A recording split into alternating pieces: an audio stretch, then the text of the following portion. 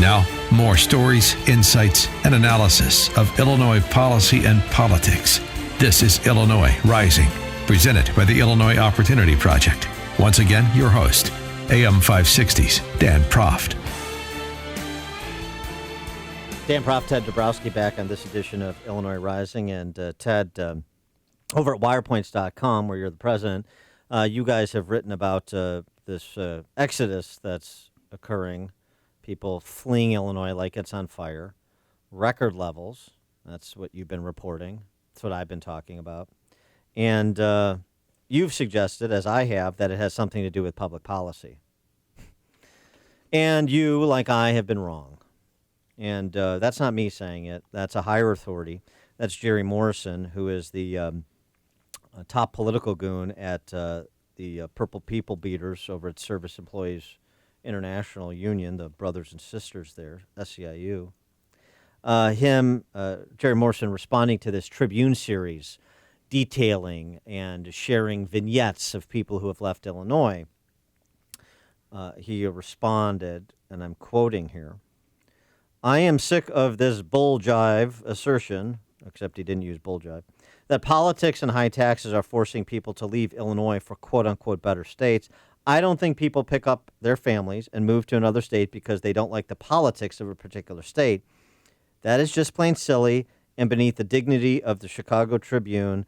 This ridiculous and politically motivated argument was planted like a putrid seed," so poetic, "2 years ago by the Illinois Policy Institute and the Trump-loving Dan Proft." Now, I have issued a confession for my responsibility. You were a vice president of policy at the Illinois Policy Institute, so I wanted to give you the floor, Ted, to apologize to Jerry Morrison. I also apologize because I wrote a lot of those things as well. And said, tell him why you lied. Well, what I looked at is I just took the statistics of every state in the nation. We looked at the number of people coming in, the number of people going out, and lo and behold, it tells you a pretty ugly story that we're losing people virtually more than any other state in the nation. And not only that, we've shrunk our population 4 years in a row. Only West Virginia has done that, and West Virginia is not a booming economy. Is it not true that the Census Bureau is part of the vast right-wing conspiracy? It must be, right? I'll tell you what's interesting about this whole thing is that the anecdotes are real, and these guys just want to ignore the fact that And let me give one point to Morrison. He may be right in that it's not the politics, because people may not leave for the politics tomorrow. But lousy politics, bad politics lead to bad policy, which leads to bad outcomes, which leads to low incomes, bad job growth, high taxes, and that's why people leave. Now, my co-host for Chicago's Morning Answer, Amy Jacobson, she relayed a story this past week on the show about a friend of hers in Lakeview, senior couple, that they're leaving Illinois, this couple. And they're leaving because they're afraid they can't afford the spiraling property taxes, even in the city of Chicago, where commercial property taxes subsidize the property taxes of residential properties, effectively. So much worse in the suburbs, because they're afraid that they're just it's eating away at their equity, and it's eating away at their stability and their retirement, and so they're leaving. I wonder, on the Tony North Shore where you live, if you've heard other stories of people leaving Illinois because of, as you suggest, not partisan politics per se, but the policy outcomes from our political culture and ruling class. Yeah, so I have a neighbor, and I wrote about him, and it was one family's math to leaving Illinois, and he pays about $30,000 in property taxes, and he started looking at Colorado. He was fed up. He looked at Colorado, found this multi-acre place on a mountainside near the ski slopes near Denver. He will pay $3,000 in taxes, so $27,000 a year. He kind of said the math. If I save $27,000 a year for 20 years, if I invested at 6%, that's $1 million in my pocket. And that's pretty simple math. And he didn't move tomorrow. He actually bought the house there. He still has one here. He's waiting until his kids get out, and he's gone. Pretty compelling math, too. He's probably also waiting till he can sell the house, because the other thing that's happening here, at certain price points, and this goes for the upwardly mobile, successful. I'm not talking about cajillionaires, but I'm talking about people successful, make a good living, have a discernible net worth.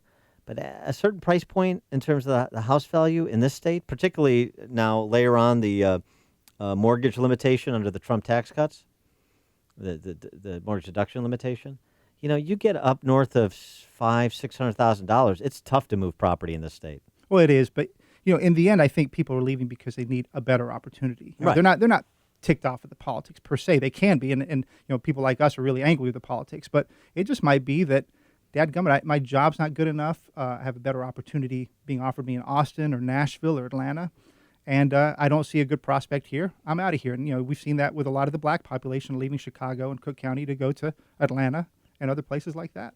Well, even the south suburbs are now, like the flight from the Southland to Will County is now moved over to Northwest Indiana, because you look across the border and you say, I can have just as good a lifestyle, access, if not better, access to the city, more or less the same distance, depending on where in Northwest Indiana, and I can reduce my monthly nut by 30 to 40%. I mean, as you say, it's just like your friend who did a little bit of back-of-the-envelope math. Pretty persuasive. Yeah, and and it doesn't have to be $1 million you save, right? So for somebody who can save $100,000, $50,000, that's money in their pocket. That's money for their kids, for education, for retirement, for health care. That's a lot of money, and that's the math people do. Yeah, the other thing, Jerry Morrison in his screed on Facebook, it's time for us to have the real conversation about how to better manage and leverage our world-class assets. So the thing that's interesting and borderline comical, if it wasn't so tragic, about Morrison's, it's the same, hey, now I'm not going to tell you why people are leaving. The numbers are the numbers. The data is not in controversy. I don't have any answer about why they're leaving, because the actual answer I reject out of hand because it doesn't fit with my ideology. That's what he's doing. But now we're going to have a real conversation about managing assets. Can we manage assets better? Of course we can manage assets better. We couldn't manage our assets or this state's wherewithal any worse over the last 40 years. But the real problem is, it's the Jerry Morrisons in charge. And so their policy agenda does not comport with managing these assets better, providing more opportunity at lower costs for Illinois families. And it's not just what's happening now. It's people looking ahead, like your friend did 20 years. Look ahead 5 years and say, do I want to be here 5 years from now, continue to get pounded from every side? Or am I going to make a clean break and get my life, my income, my family's financial stability back on the upswing? I mean, is that fair? Yeah, I mean, I think that's it. I think everybody forgets, guys like Morrison forget that we live in the most digital, mobile world ever. And people don't have to live here. And if he thinks that we shouldn't have the real discussion about the difficulties of people and why people are leaving, then they're just going to keep leaving until it's too late, and then we're spiraling, which I would argue we already are. Yeah, people don't have to live here, and they're proving it.